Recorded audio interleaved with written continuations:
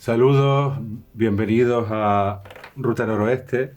En esta ocasión contamos con la presencia del periodista Amado Moreno, un periodista en el Diario de Las Palmas y en la provincia, donde fue su subdirector y que, bueno, hace unos años pues se jubiló. Amado, ¿qué recuerdos, qué nos puedes comentar de tus vivencias en Guía? Si bien es verdad que naciste en Galdar, y bueno, de tus profesores, del ambiente estudiantil de la época, ¿qué recuerdos tienes? Hola Sergio, gracias por esta cariñosa bienvenida y por la invitación. De recuerdos de aquella época, pues son muchos y la mayor parte de los recuerdos son bastante gratos, como fueron también los que me sucedieron a continuación de esa etapa de mi infancia. Efectivamente, como tú apuntabas, nací en Galdar, no en Galdar ciudad, sino en la periferia de Galdar, donde nacíamos pues los hijos de familias humildes, concretamente en una vivienda ya hoy desaparecida, una vivienda sencilla, a la orilla de la carretera de Sardina, en la confluencia de la carretera que lleva al faro de la zona. Y a los 4 años o algo así, ya empecé a acudir a la escuela de doña Carmelita Enguía, a donde me trasladaba pues mi padre en aquellos tiempos, o bien en la guagua del servicio de Guzmán, o algunas veces pues a lomo de su bicicleta, pedaleando, y yo iba de bulto en la parte de atrás. Y así pues, fueron mis 2 primeros años de aprendizaje, donde aprendí las primeras vocales, las primeras letras. Era una escuela muy entrañable y al lado de esa escuela, que estaba en la calle antiguamente llamada 18 de Julio y hoy José Sansó, pues estaba la relojería, el taller de relojería y de aparatos de radio que regentaba mi tío José Suárez, la persona de la familia que más influyó en mi formación humana y también en mi formación docente, al margen de lo que estudiaba en los centros. Era una calle, Sergio, como tú habrás estudiado como historiador, con mucha vitalidad, con mucha actividad gremial, artesanal. Allí en esa calle había, en la parte alta, recuerdo que había incluso una herrería donde se llevaban los caballos para ponerles las herraduras nuevas, cambiárselas. Luego por la parte de abajo estaban 2 talleres de carpintería, de un ebanista que era don Juan José Caballero, y carpintería, en fin. Como la mayor parte de las calles de Guía en aquel tiempo, estoy hablando de los años 50 del siglo XX, y Guía tenía una vitalidad comercial quizás, si no me equivoco, superior incluso a Galdar en aquel momento. Y enfrente teníamos, por ejemplo, a la conocida familia Fortesa. Eh, uno de los hijos precisamente llegó a ser un gran futbolista. Tano. Sí, Tano Fortesa, que fue un gran futbolista del mejor Guía de la época, que era mejor equipo incluso que el filial de la Unión Deportiva Las Palmas, y a Tano se le quedó corto aquel Unión Deportivo Guía, a pesar de la categoría que tenía en primera regional de aquellos tiempos. Y luego dio el salto, esto dicho sea de paso, dio el salto a equipos de la península como el Valladolid, donde él estudió Derecho, jugó incluso en el Salamanca y terminó jugando, si no recuerdo mal, en el Mallorca, y al finalizar su vida de futbolista se estableció en Madrid como abogado laboralista. Bueno, dicho esta anécdota, ya digo, ¿Y tu enseñanza primaria? sí, mi enseñanza primaria fue ahí en la escuela de Carmelita, y luego ya di el paso a los salesianos, de la mano de mi padre, que recibió una oferta de trabajo más interesante que la de relojero, eh, para trabajar en los salesianos como empleado doméstico en diversas actividades dentro del colegio. Era jardinero, era cocinero, era transportista con el transporte escolar, y de tal modo que cuando falleció y realizó pues un obituario en su duelo, que el que había sido director del colegio lo definió como el verdadero intendente de aquella comunidad religiosa. Y me llevaron, antes de ingresar, nunca se me olvida, yo creo que no tenía más de 5 años, a la presencia de doña Eusebia de Armas Almeida, que era la fundadora del colegio, la benefactora. Y ya realmente no hubo diálogo entre ella y yo, ni entre yo y ella, porque ella ya había sufrido una parálisis de la parte izquierda de su cuerpo a causa de un ictus, me parece, pero sí escuchaba, en fin, la información que le transmitía el director del centro, como que yo formaba parte del grupo de alumnos que se beneficiaban de sus ayudas a las personas de familia humilde para estudiar allí en los Salesianos. Esa fue una etapa que me sirvió para estudiar y formarme y aprobar posteriormente el ingreso en el instituto, el ingreso para el bachiller en el Instituto Pérez Galdós de Las Palmas, donde íbamos un grupo de alumnos por libre, y yo entonces tenía 12 años.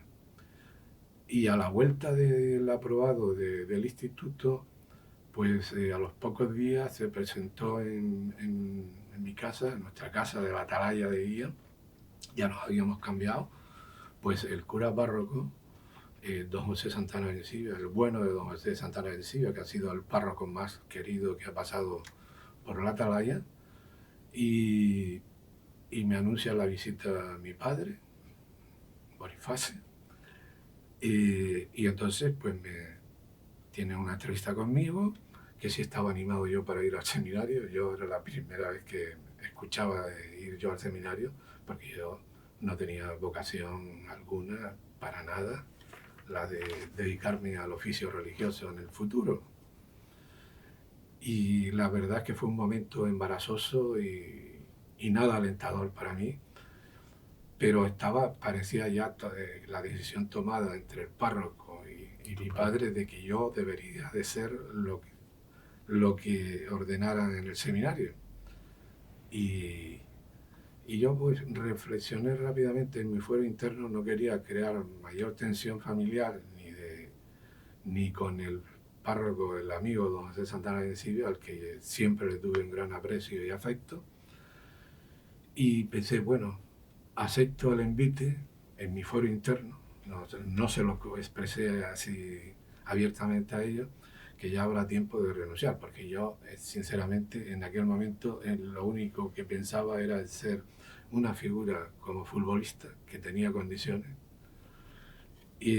o ser Di Stéfano, una figura como Di Stéfano, que era lo que me quitaba el sueño, y digo, tiempo habrá de reconducir mi verdadera vocación. También me atraía mucho la del oficio de médico, pero no me consideraba con aptitudes para la medicina, aunque siempre me provocaba muchísima curiosidad, y de hecho, siendo joven, pues adquirí muchos volúmenes relacionados con el mundo de la medicina. Y esa fue otra etapa, la del seminario, importante en mi infancia. Y ¿cuántos años estuviste en el seminario? 3 años, hasta los 15 años.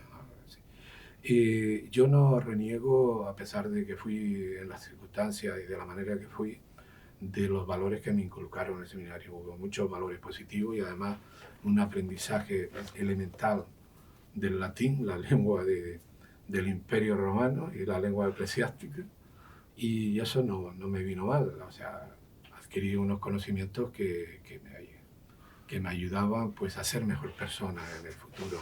Luego hubo otras cosas que no compartía, pero bueno, las asumí, las acepté, y ya al tercer año ya tiré la toalla. Bueno, después del seminario ya vino el bachillerato, ya... Sí, pero perdona, del seminario, al margen de lo que te acabo de decir, hay 2 episodios o 2 anécdotas para mí que me marcaron también, y da una idea de cómo era la jerarquía eclesiástica de aquel tiempo. Tuve el privilegio, por así decirlo, de ayudar en algunas misas pontificales del obispo Pildain Sapiay, Antonio Pildain Sapiay. 2 misas pontificales que se celebraban los domingos, y la catedral se abarrotaba de gente solo por escuchar la oratoria de Pildain, porque era un maestro exquisito de la oratoria, un verdadero maestro. Y esas 2 pastorales que pronunció, pues a mí me quedaron grabadas, porque una era en contra del uso del bikini por parte de las mujeres. Ah, sí, es verdad. No, no, bueno, sí, Una pero... pastoral que incluso pues denunciaba que las mujeres que usaran el bikini empezaba a llegar el turismo escandinavo y lo pusieron de moda, pero que las mujeres que lo usaran incurrían en pecado mortal, así tal cual. Y luego otra pastoral tan memorable de Pildain fue contra la creación e inauguración posterior de la Casa Museo Benito Pérez Galdós, con amenaza de excomunión a las autoridades del Cabildo, que eran las que habían tomado esa iniciativa. Y él argumentaba que no le quedaba más remedio que condenar esa apertura, porque Benito Pérez de Galdós había ofendido a su Santa Madre la Iglesia. Yeah. Claro, él no tenía en cuenta que efectivamente Galdós caricaturizaba pues algunos comportamientos del clero de la época de ese tiempo, y no a la Iglesia como institución que yo recuerde, pero él no hacía ninguna matización. Conclusión, como no quiero tampoco hacer una caricatura de Pildain, que mereció siempre el respeto de la mayor parte de la gente, ya no solo de los creyentes, porque era una persona muy austera, que predicaba con el ejemplo, que visitaba con frecuencia las chabolas, las casas de los pobres, trataba de ayudar. O sea, puso lo de manifiesto que en sus principios morales era ultraconservador, pero en materia social era un obispo muy avanzado y que mereció, ya te digo, el respeto de la mayoría de la gente, y se cuenta pues muchas otras anécdotas positivas suyas, como visitó en varias ocasiones a los presos de la represión del franquismo que estaban concentrados en el Lazareto de Gando, y me dio para poner en libertad a algunos de ellos, como por ejemplo Juan Rodríguez Doreste, que después fue alcalde socialista del Ayuntamiento de Las Palmas. Uh-huh. Bueno, y Amado, ¿quién o quiénes influyeron para que te interesaras por el periodismo? Fundamentalmente mi tío José Suárez, el relojero al que mencionaba antes, porque él estaba abonado al periódico diario Las Palmas, que llegaba todos los días en el coche de hora, como nosotros llamábamos a los Leyland ingleses de color amarillo, que transportaban a los pasajeros de Las Palmas al norte. Todas las tardes llegaba pues el fleje de diario Las Palmas allí a la parada del 7, y mi tío tenía su periódico ya reservado, y a veces antes que él o después de él yo devoraba el periódico, pero nadie me tenía que inculcar verbalidades. Yo es que sentía curiosidad enorme por el contenido del periódico. Empezaba por los deportes y lo que hablaba de la Unión Deportiva Las Palmas, y luego seguía por todas las demás secciones, ¿no? Vamos, me interesaba la política internacional, me interesaba la política nacional, me interesaban los sucesos, todo. Era un periódico ameno, además el periódico de tarde en aquellos momentos eran los periódicos de más difusión, de más venta, hasta que luego ya vino un cambio de hábito de lectores al irrumpir la televisión, y ya se fueron teniendo más cancha los periódicos de la mañana. Y entonces ya te digo, mi tío fue fundamental, y luego el amor a la lectura que yo adquirí estando en los Salesianos y luego en el seminario. O sea, yo todo lo que caía en mis manos sentía curiosidad y lo leía. Anécdota fue que, por ejemplo, en los Salesianos releímos el Quijote muchísimas veces en voz alta. Nos íbamos turnando en la lectura de los capítulos del Quijote de Cervantes, que por cierto, en la clase mía coincidí con Marino Alduán, hoy jefe de gabinete en la presidencia del Cabildo de Gran Canaria, y era el número uno, el number one de la clase, Marino, siempre. Bueno, a finales de la década de los 70 del pasado siglo hubo una serie muy popular sobre periodismo, Lougran, que seguramente recordarás, y aún, bueno, mucha gente la recuerda. Realmente presentaba un ejercicio real de lo que era el periodismo, la profesión de periodista, puesto que siempre salía todo bien y bueno, tú sabes que la realidad es otra. Yo no vi muchos capítulos de esa serie porque yo estaba ya metido en Estabas metido en el periódico. Ya, bueno, ya tenía mi serie propia en el día a día. Bueno, pues la prensa en la época en que tú comenzaste a trabajar, pues ya estaba bastante controlada por el Estado, ¿no? En esos años, y hoy se apunta, ¿no?, que la prensa aquí la maneja es la cuenta de resultados. ¿Cómo ves tú la evolución que ha tenido la prensa en esos dos aspectos? Control y cuenta de resultados. Vamos a ver, es cierto, es innegable que la prensa en la época de la dictadura, en la época de Franco, estaba relativamente controlada, aunque con la ley Fraga se le liberalizó bastante. Pero seguía funcionando de alguna manera la censura. Había que entregar un ejemplar antes de lanzarlo a la calle a la Oficina de Información y Turismo, donde había un censor que te podía dar nombre y apellido, que supervisaba el periódico por si había algo que podía molestar en el Pardo. Y eso duró lo que duró, pero ya te digo, con Fraga ya se liberalizó bastante. La cuenta de resultados, bueno, tengo que decirte, y es obvio, que los directores que se nombraban incluso en los periódicos de empresas privadas, no del movimiento, porque había los periódicos llamados del movimiento, necesitaban cierta autorización del régimen de entonces. Y en ese caso estaba Andrés Ruiz Delgado, que fue el primer director que yo conocí y que me abrió las puertas del periódico y me dio su apoyo, cosa que yo siempre le estuve eternamente agradecido, porque yo entré sin recomendación alguna. O sea, yo tuve una conversación muy directa con él, le dije lo que le podía ofrecer de información de la comarca del noroeste y lo aceptó de inmediato. Y tenía de su director, primero redactor jefe y después de su director, tuvo a Luis García Jiménez. Era un hombre de izquierda, Luis García Jiménez, y que procedía de Guía. Y Andrés Ruiz procedía de Galda. Y en cualquier caso, pese a que los dos no tenían plena sintonía en lo personal, pero bueno, profesionalmente no les quedaba más remedio que remar en la misma dirección. Y luego lo que tú decías de la cuenta de resultados, hasta qué extremo condiciona la libertad de expresión, la libertad de opinión de los medios. Yo diría que no condiciona tanto la libertad o independencia del medio.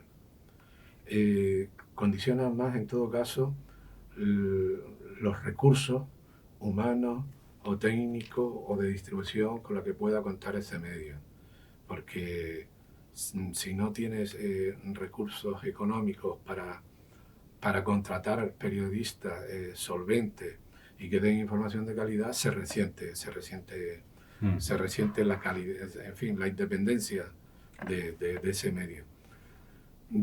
¿Cómo fue evolucionando a lo largo de tu carrera el periodismo en Canarias? El periodismo, a mi juicio, en Canarias ha evolucionado positivamente con las nuevas tecnologías.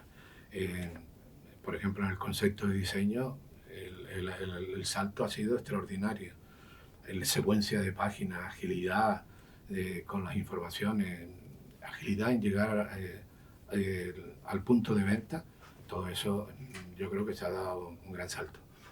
Ahora bien, comparado con el periodismo de mi tiempo, yo no diría jamás que el nuestro era mejor periodismo, se hacía mejor periodismo en nuestra época. De todas formas, vivimos la época verdaderamente dorada del periodismo en todo.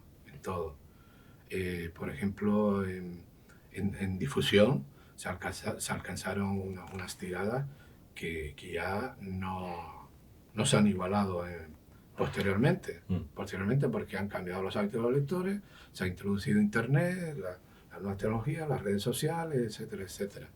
En ese aspecto, el periodismo que nosotros hacíamos, yo pienso, sin ser mejor, que era más cálido, más cercano, con más contacto físico con la noticia en el lugar que se produce. No niego que las nuevas generaciones pues han tenido que adaptarse a unas circunstancias distintas a las nuestras. Y con eso... ¿Tú no crees que ahora el periodismo es más visual, tiene menos contenido. Visual, superficial. Bueno, también. Yo no me atrevo a descalificar el periodismo que se hace. No, digo que es otro tipo de periodismo, que no pero tiene nada que ver. Pero es el que demanda la gente, claro. Mucha gente, la mayoría de la gente. O sea, y al hilo de ese tema, yo creo que vale la pena, ya que tú me lo has puesto en bandeja, un informe reciente que se ha hecho en Gran Bretaña, en el Reino Unido, que resulta que las cabeceras de más prestigio, las más serias, que son, si no recuerdo mal, el Financial Times, el Times y me falta otro, Dios mío, y otro, The Guardian, son las tres cabeceras emblemáticas de la prensa, de los medios escritos británicos. Son los tres más serios, son los que menos visitas tienen en Internet.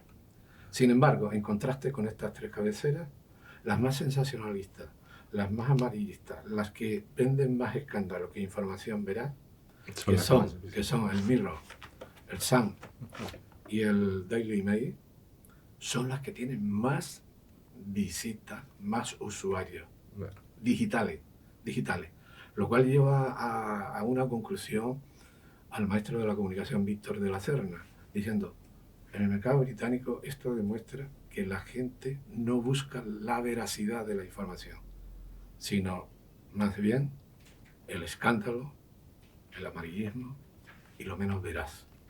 No sé si esa realidad se puede extrapolar al mercado español, porque aquí bien es cierto que la prensa sensacionalista nunca tuvo gran penetración en el mercado español. Me quedo con esa duda. Amado, ¿y qué periodistas has tenido tú como referencia? ¿O has tenido alguno? Bueno, yo a nivel personal y por la cercanía, yo he tenido grandes maestros, he trabajado con grandes maestros del periodismo, empezando por Guillermo García Alcalde, que fue director de la provincia muchos años y luego fue director general, consejero delegado del grupo, etc. Pero periodista antes que nada. Un periodista además brillante, no diría todoterreno porque él, por ejemplo, de deporte nunca ha escrito. O sea que no le puedo aplicar la etiqueta todoterreno. Pero brillante sí, culto. Y luego, pues todos los directores que he tenido. Andrés Ruiz era un buen director, un tipo educado, de estilo sobrio, pero un tipo de palabra. También vivía el periodismo.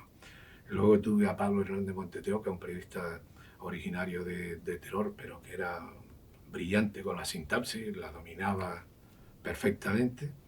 Y le siguió luego Juan Ignacio Jiménez Meza, que Juan Ignacio Jiménez Meza era un periodista también de análisis excepcional, no ha tenido relevo en su estilo, y además era un visionario también del periodismo y de la empresa periodística. De hecho, fue también consejero delegado de Prensa Canaria. Y luego tuve otros directores como Amado Almir, que en materia de diseño era un maestro, y en secuenciar las páginas del periódico. Santiago Betancor, nuestro compañero y amigo Santiago Betancor, guiense, ilustre, vivía las 24 horas el periódico, una total entrega y muy tesonero en la persecución de la información. Con todo eso aprendí. Luego ya pues tuve a Diego Talavera ya más recientemente. También dominaba el oficio. Luego tuve a un asturiano, a Julio Puente. Y ya por último a Ángel Tristán Pimienta, que no voy a descubrir ahora a Tristán, que llevaba la sesión del puerto y nos trajo en exclusiva una entrevista con Pablo Neruda, que viajaba hacia Chile en un transatlántico de la época, y estaba Pedro Perdomo Azopardo, que fue después el autor de una famosa novela, La Italia Roja y Negra, y luego pues compañeros fotógrafos inolvidables como Juan Santana, como Juan Gregorio, y Manuel Álamo Montañés, este último ya fallecido. En fin, era una redacción entrañable y desde luego era una redacción ideológicamente de izquierda, viviendo todavía Franco con Carrero Blanco de lugarteniente, dicho sea de paso. Y luego referencias lejanas que siempre me atraía a leerle, pues mira, que tengo los italianos para mí eran una referencia, Indro Montanelli o esta Oriana Falacci también. Y después a nivel nacional, pues esta Montero, ¿cómo se llama? Dios mío, ahora no me viene a la cabeza, el periodista del País, que era excelente en entrevistas. Pilar Urbano también era una referencia a nivel nacional. Y por último, recordar a Javier María, y yo no perdía de leer las columnas de Javier María. Sin duda has tenido la oportunidad... Rosa Montero, ha venido ahora a la cabeza. Sin duda, una gran periodista y una gran escritora. Sin duda has tenido la oportunidad a lo largo de tu carrera profesional de entrevistar a todo tipo de personajes. ¿A quiénes recuerdas o a quiénes destacarías? Vamos. Bueno, y lo tengo... No, porque sí, han sido cientos. Sí, yo lo tengo muy claro. O sea, para mí todos merecen ser recordados, merecen respeto y además tuvieron la deferencia de dedicarme su tiempo y además comunicarme sus pensamientos, lo que le llevó al éxito en cada momento. En el plano científico, sin duda, Severo Ochoa, al Premio Nobel de Medicina en el año 59. También citaría a Mariano Barbacid, que fue director nacional del Centro de Investigación Oncológica, pero que antes había destacado con sus investigaciones en Estados Unidos acerca del cáncer. Y Luis Rojas Marcos, que fue el director de la red de neuropsiquiatra español, que fue nada menos que director de la red de hospitales públicos de Nueva York. Severo Ochoa, para mí fue quizás el personaje más relevante con el que he coincidido a lo largo de 40 años de oficio periodístico, porque me recibió en su casa de verano en Luarca, que estaba en una colina a 8 kilómetros de la villa de Luarca. Y allí pues me habló de Negrín, me habló de la importancia de los canarios en su entorno, Negrín, que fue su profesor, me habló también de Hernández, era discípulo de Negrín. Sí, el número 2 de la cátedra de Negrín, que era de Tejeda. Sí. Domingo Hernández. Y también de Charo Martín, su secretaria, que era originaria de la isla de La Palma. O sea, su entorno canario estaba muy presente en su trayectoria de Negrín. Me confirmó que era un gran profesor, pero sintió mucho que se dedicara a la política, porque en la política no fue tan bueno como en la docencia universitaria. Y también le estaba agradecido a Negrín porque siendo ministro le facilitó el visado para salir de España y terminar aterrizando en Estados Unidos, él y su esposa Carmen. Y hay una anécdota humana que yo no me canso de repetirla, sobre todo para la gente que no lo conoce, pero que da la dimensión humana del personaje, siendo lo relevante que era, su humildad, que cuando terminamos de compartir un café y la entrevista que le hice, yo tenía que desplazarme en taxi a la estación del tren que me devolvía a Gijón, aquel verano. Y entonces me dijo, si no le importa, en vez de un taxi, yo la alcanzo a la estación. Y yo lo acepté. No me hice de rogar mucho, porque eso de desplazarte con un Nobel no se ofrece todos los días y permite conocer más a la persona para el trabajo periodístico. Y entonces cuando salimos de su casa había que pasar por delante del cementerio de Luarca y me dice a la altura del cementerio, como creo que dispone de tiempo y si no le importa que entre 2 minutos o 3 al cementerio, que quiero visitar la tumba de mi esposa. Digo, ningún problema, profesor. Hay tiempo de sobra, efectivamente, para yo coger el tren de vuelta. Y le pedí permiso para acompañarle. Me dijo, ningún problema, acompáñeme usted. Y le pedí incluso, le encarecí si podía hacer una foto en la tumba de... Y me dijo que ningún problema. Y entonces, camino de la tumba de su esposa, que se llamaba Carmen Collán, me dijo, incluso le puedo adelantar que ya tengo escrita la leyenda, el epitafio que debe de figurar en la tumba. Y me lo dijo. Dice, aquí yacen Carmen y Severo, unidos por el amor en la vida, y ahora yacen vinculados por la muerte. Y eso es el epitafio que efectivamente hoy figura en la tumba de Carmen Collán. Él se mostró pesimista también desde el punto de vista humano respecto a la vida, cómo transcurría sus días, sus últimos años, y que la vida no tenía ningún sentido para él desde el momento que perdió a su esposa Carmen. Luego Mariano Barbací, recuerdo entre los titulares que me ofreció, es que la investigación de las neuronas, para recuperar las neuronas, estaba todavía muy verde, y Luis Rojas Marco pedía invertir más en educación para la familia y la infancia para prevenir la violencia, y se mostraba en contra de la legalización de la droga. Él, que había vivido como director de la red de hospitales públicos de Nueva York muchos dramas relacionados con el narcotráfico y con la toxicomanía, pues su opinión estaba bien fundada. Bueno, ya en el mundo, ponos un ejemplo, porque son decenas, ¿no?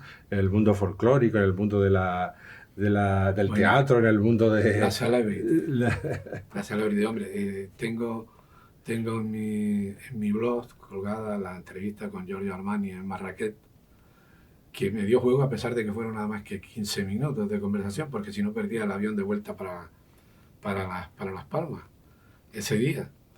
No voy a entrar en muchos detalles porque entonces sería interminable la entrevista, pero sí recuerdo que Armani decía que respecto a la moda, que ni el hombre ni la mujer deben ser esclavos de la moda, sino saberla interpretar y adaptarla cada uno a su estilo y personalidad. Él había estado 2 veces ya en Las Palmas, y en Gran Canaria, mejor dicho. Conocía Gran Canaria. Y tenía muchas ganas de visitar Lanzarote, que no lo conocía, para desarrollar un proyecto profesional. Eso me dijo. Y luego estaba otra celebrity, Jacqueline Bisset, que sabes que fue una gran actriz que trabajó con los mejores directores de la época. Trabajó con François Truffaut, con George Cukor, con George Lucas. Y años más tarde la entrevisté en Gijón, porque era estrella invitada al Festival de Cine de Gijón. Y fue muy amable. Hay una foto muy curiosa que aceptó hacerse conmigo, idea de ella. Y luego, años más tarde, fue invitada aquí al Festival de Cine de Las Palmas, Jacqueline Bisset. Luego Julio Iglesias, que lo pillé a las 3 de la madrugada en el Hotel Maspalomas Oasis cuando llegaba de un viaje a París. Y esto ocurrió en el año 82, a pocas semanas de la victoria de Felipe González, la victoria por mayoría absoluta de Felipe González, la primera victoria. Y entonces le pregunté cuál era su posicionamiento político, y dice, yo a estas alturas de mi vida, yo nunca me he comprometido en política, y menos me voy a mojar ahora. Lo que puede usted tener claro, me dijo, es que no voy a votar a Fraga. Y años después, Felipe González lo recibió en la Moncloa, y más tarde Aznar, fue recibido por Aznar. Bueno, y ya para... Luego tuve una entrevista con Sara Montiel, que fue la primera en el Hotel Tamarindo, que fue la primera actriz española que triunfó en Hollywood. Y, vamos, Amado, sería interminable. Y Pilar Franco. Y Pilar Franco, que me vino a decir, Pilar Franco en Las Palmas, porque venía a ver a actuar a un amigo suyo en la sala de fiesta Flamingo, se quedaba en el Hotel Cristina. Y el titular que me dio es que España había estado 40 años sin partidos políticos y no había pasado nada. Pero yo no quise repreguntar para no reventar la entrevista, porque se la hubiese puesto incómoda y hubiese terminado la entrevista, porque le podía haber dicho, bueno, eso de que no hubiera partido, había un partido, pero era el único que había, que era el de su hermano, Francisco Franco. Mira, y ya para porque vamos, veo que sería interminable. Porque tú quieres. No, porque no tenemos tiempo. Políticos, así que ¿qué destacaría? Políticos, hombre, 3 políticos imborrables en mi memoria profesional, sin duda son los que marcaron la transición política en este país. Adolfo Suárez, Felipe González y Santiago Carrillo. Los tres. Adolfo Suárez como presidente, le conocí precisamente en las nieves de Agaete, cuando hizo una visita por todas las islas para contrarrestar un poco la propaganda independentista de Cubillo desde Argel, y él aterrizó aquí en un helicóptero y luego pues hizo unas breves declaraciones ahí apoyando la creación del puerto de las nieves de Agaete, pero hubo un detalle que demuestra que cómo dominaba él también los medios. No en vano había sido director general de Radio y Televisión Española con anterioridad. Le ordenó a Otero Novas, que era su ministro de la presidencia, discretamente, pero yo me percaté porque estaba cerca, le ordenó que transmitiera al equipo de Televisión Española que grabaran sin sonido sus palabras, que no grabaran sus palabras y que grabaran el resto sin sonido. O sea, el dominio de los medios. O sea, que lo que él iba a decir no quería que le comprometiera abiertamente para la opinión nacional. Eso fue un detalle. Y luego, con Adolfo Suárez coincidí en un almuerzo en el Hotel Mensei de Tenerife. Ya no era presidente, era líder del CDS, y me tocó sentarme frente a él. Y ya había ocurrido, claro, el 23F, porque fue cuando él ya dejó de ser presidente. Y volví a insistirle sobre ese tema, que le había quedado grabado, que no hubiese trascendido hasta el momento del golpe de Estado. Y me confesó, y eso yo no lo había leído en ninguna parte, que lo que le había hecho reflexionar mucho fue que el pueblo español esa noche no se echara a la calle a defender la democracia. Eso me lo dijo Adolfo Suárez ese día, ese mediodía, en el almuerzo del Hotel Mensei. Y ya la última vez que le vi, que coincidí con él, fue en la sala de autoridades del aeropuerto de Gando, cuando él venía de jugar al golf en Lanzarote y seguía para Madrid. Y lo que me impactó fue la soledad de Adolfo Suárez en aquella sala de autoridades. No había ido nadie a recibirle, salvo a Amado Moreno y el fotógrafo de Diario de Las Palmas. Amado, también tienes una etapa como periodista deportivo. Estuviste acompañando a la Unión Deportiva de Las Palmas pues, por toda España, ¿no? ¿Qué recuerdos tienes tú de esa época? Y bueno, seguro que conociste a entrenadores, jugadores. Sí, bueno, conocí, entre otros, yo creo que las mayores figuras del momento. Di Stéfano ya como entrenador del Valencia, al que llevó a campeón de liga, y después también le vi en Las Palmas, pero la entrevista mayor que le hice fue en el parador del Saler, donde estaba concentrado el Valencia, y me atendió perfectamente, sin conocerme de nada, me identifiqué de qué medio era, y me dio una buena entrevista Alfredo Di Stéfano, que pudo ser entrenador de la Unión Deportiva Las Palmas cuando terminó su etapa en el Elche, pero confesó que su pánico al avión, y Las Palmas tenía que viajar cada 15 días para jugar en la península, le disuadió de aceptar la oferta que le había hecho García Panasco. Y después también pues Pelé, que coincidí con Pelé en una ocasión en el Hotel Baraja y me sirvió una exclusiva para el Diario de Las Palmas de la época. Luego, años más tarde, hizo el saque de honor en el Estadio Insular. En aquel entonces apareció por allí, por el Hotel Baraja. Él venía como representante del Cosmo y de la firma Coca-Cola. Creo que era Coca-Cola. Ahora estoy dudando si era Coca-Cola o Pepsi-Cola. Creo que era la Coca-Cola. Él trabajaba también para un sponsor de la Coca-Cola, y además aceptó posar con los jugadores de la Unión Deportiva Las Palmas, que estaban concentrados en el Hotel Baraja ese día, para después enfrentarse al Real Madrid por la noche en el Bernabéu. Y luego también pues tuve la oportunidad de entrevistar a Cruyff y a Beckenbauer en ocasiones diferentes. No, sin duda que tuviste una etapa... Eran los mejores, eran de los mejores de la época. Pero te dedicaste muchos años al periodismo ¿Deportivo? deportivo. No, en el periodismo deportivo estuve, fíjate, estuve un año con Fernando Díaz Cutillas, que era el jefe de la sección, después pasé yo a ser el responsable de la sección y ahí estuve 2 años o 3. Y ya después pasé a, pasé a información local.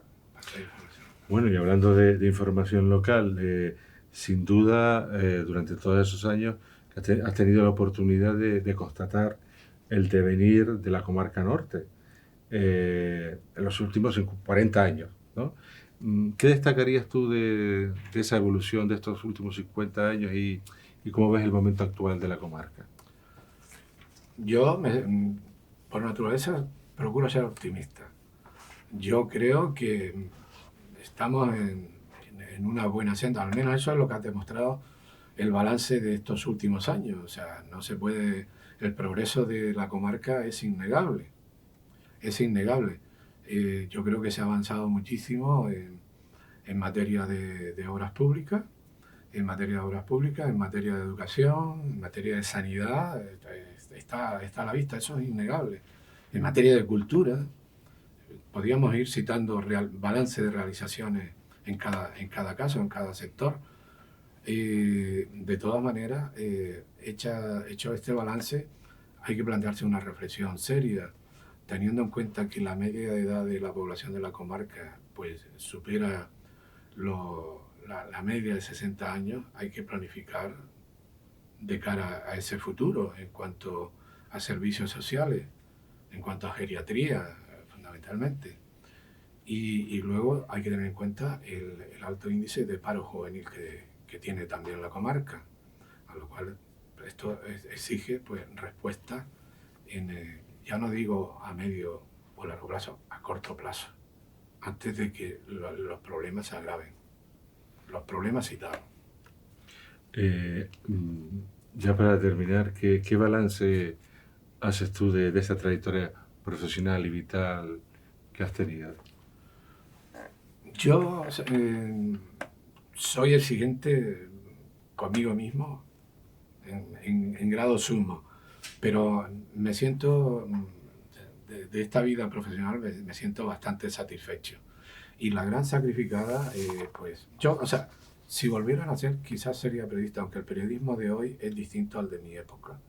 Y la aceptación con esto de las redes sociales y todo lo que hay, pues es más complicado, más complicado de desarrollar tu vocación. Y ha sido una vida muy sacrificada y he podido desarrollarla a plena satisfacción gracias a la familia que he tenido. En primer lugar, gracias al gran sacrificio de unos padres que sacrificaron gran parte de su vida para darme los estudios y la educación que adquirí para poder luego tener pues lo que yo deseaba y de realizar mi vocación, que era la de periodista. Y en ese sentido la gran sacrificada ha sido mi familia, particularmente mi esposa Rosa Mari y mis hijas Patricia, Rosa María y Sara. Sin el apoyo de la familia, pues uno no hubiese podido culminar esa vocación a pleno rendimiento y a plena satisfacción como me ha ocurrido a mí. Y claro, con todos ellos me siento eternamente agradecido. Pues Amado, muchísimas gracias por habernos acompañado en Ruta Noroeste y hasta pronto. Gracias, Sergio, y gracias a todo el equipo que tienes aquí a tu alrededor.